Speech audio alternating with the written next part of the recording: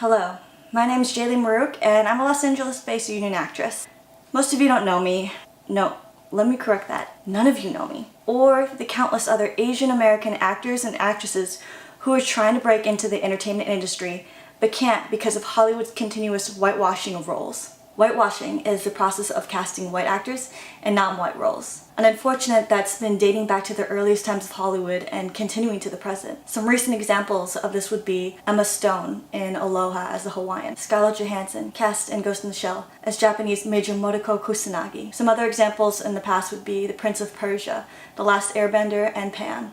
But there's plenty more throughout history. Now first, I just want to say thank you to George Takei and Margaret Cho and all the other Asian American actors and actresses who have made it and are giving a voice for other actors like myself. We really thank you from the bottom of our heart. Without your support and bringing the subject to the attention of Hollywood, casting directors, networks, studios, and other Asian actresses like myself probably wouldn't have fully understood the extent and the harm that whitewashing does for other Asian actors in Hollywood and for the Asian community in general.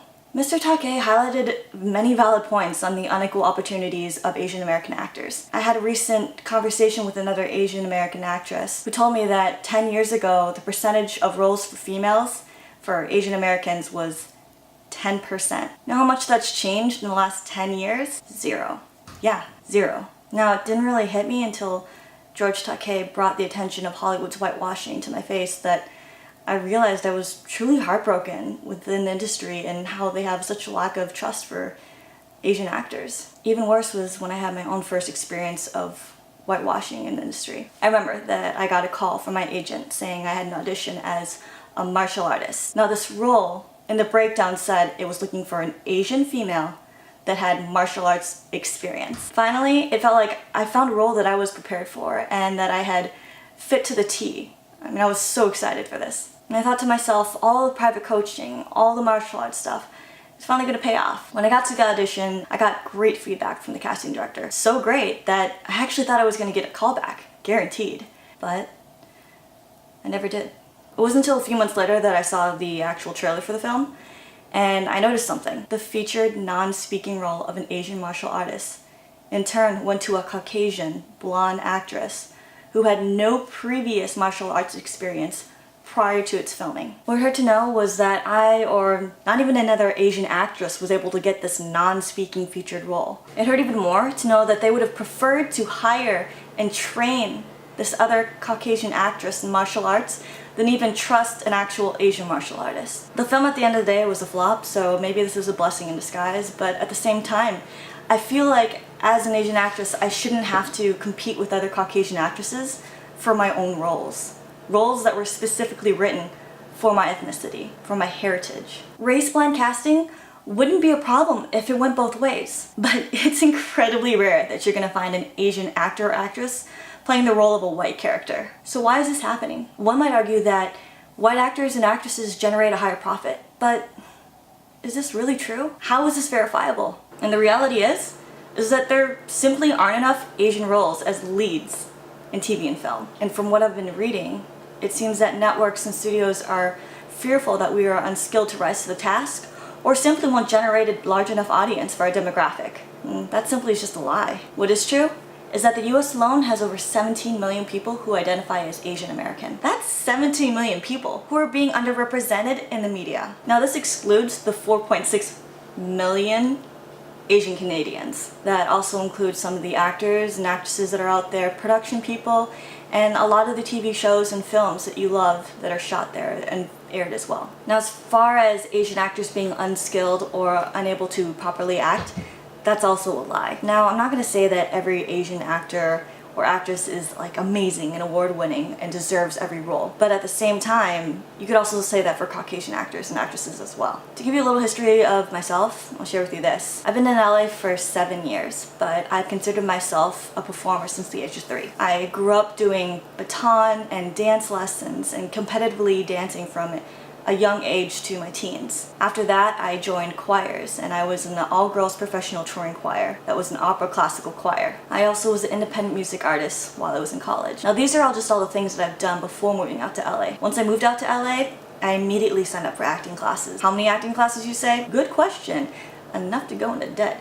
just kidding. But it was a lot. Here's a list. Cold reading classes, comedy intensive class, improv classes, commercial classes, private coaching, and the dramatic method acting classes. I've also attended many casting director workshops just to be able to get my foot into the door to just meet some of these casting directors. Now, you might be thinking, but Jaylee, just because you took all those classes doesn't mean that you're actually a good actress.